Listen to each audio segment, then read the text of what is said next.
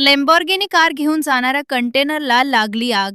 महागड्या चारचाकी गाड्यांची वाहतूक करणाऱ्या कंटेनरमधील लेम्बॉर्गिनी कारने अचानक पेट घेतला. मात्र कंटेनर चालकाने प्रसंगावधान राखल्याने मोठी दुर्घटना टळली.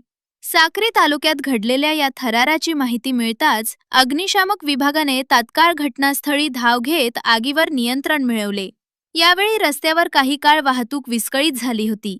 आज सकाळी 9 वाजेच्या सुमारास साक्री रस्त्यावरील सुरपान फाट्याजवळ ही थरारक घटना घडली.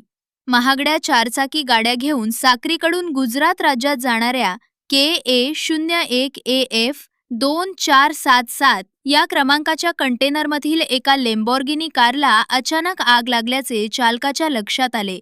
प्रसंगावधान राखत चालकाने तात्काळ कंटेनर थांबवला.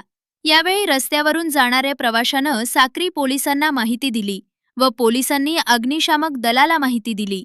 आगीची माहिती समजताच रस्त्यावरील वाहनांनी सुरक्षिततेच्या दृष्टीनं आपली वाहनं रस्त्यावरच उभी केल्यानं दोन्ही बाजूंची वाहतूक काही काळ ठप्प झाली होती. दरम्यान अग्निशामक दलाच्या जवानांनी तात्काळ आगीवर नियंत्रण मिळवल्यानं प्रवाशांनी समाधान व्यक्त केले.